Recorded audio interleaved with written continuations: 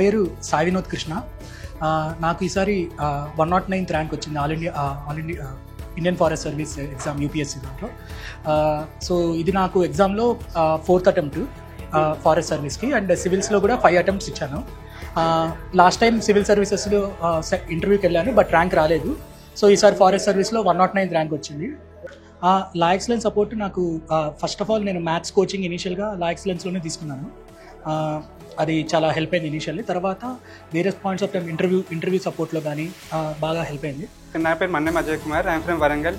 ఈసారి I'm fortunate enough to get 44 rank in Indian forest service exam. La Excellence interview ప్రిపరేషన్లో La Excellence has supported me.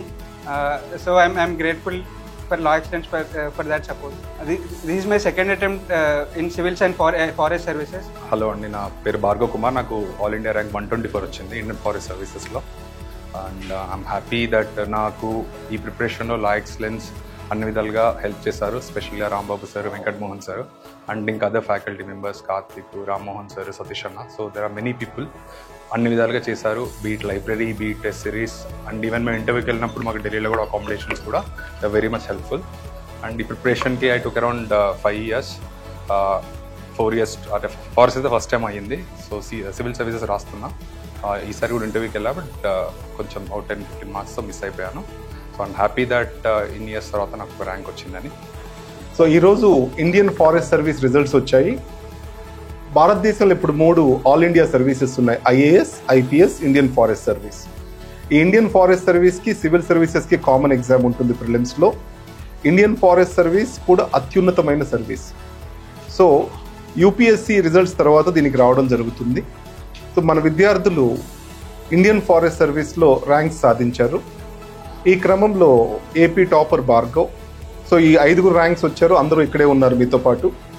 ఒకటి చెప్పాలనుకుంటుంది ఏంటి అంటే, ప్రతి student కూడా కన్సిస్టెంట్గా చదివితే సివిల్ సర్వీసెస్ సాధించడం డిఫికల్ట్ కాదు.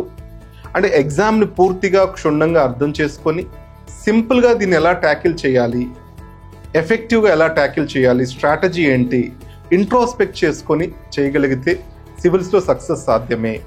రెండో విషయం గుర్తుపెట్టుకోండి, అంటే కన్సిస్టెన్సీ అనేది మాత్రమే దీంట్లో సక్సెస్ కారణం.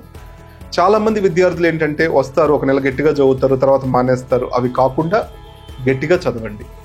అంటే ఇక్కడ విద్యార్థులు ప్రతి ఒక్కరిని అడిగినా కానీ వాళ్ళు అదే చెప్తారు, మీ సక్సెస్ కారణం ఏంటి అంటే కన్సిస్టెంట్ ఎఫర్ట్, కన్సిస్టెన్సీ. అండ్ రెండోది, ఎక్కువ మెటీరియల్ చదవడం కాదు, ఉన్న మెటీరియల్ని ఎఫెక్టివ్గా చదివి దాని నుంచి ఆన్సర్ రాయగలగాలి.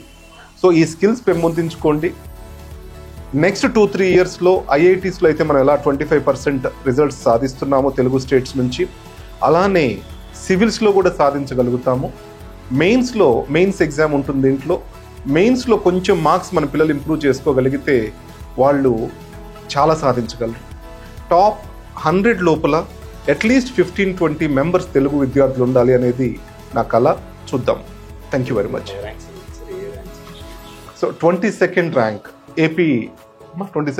AP topper Bhargav. తను సివిల్ సర్వీసెస్లో కూడా 590 ర్యాంక్ వచ్చింది. And then 44 right sir. Ajay is 44 rank. 109. Vinod is 109. 124 మా పేరు Bhargav. So 22 is the top rank of the Telugu states. Next is 44. Right. Thank you very much.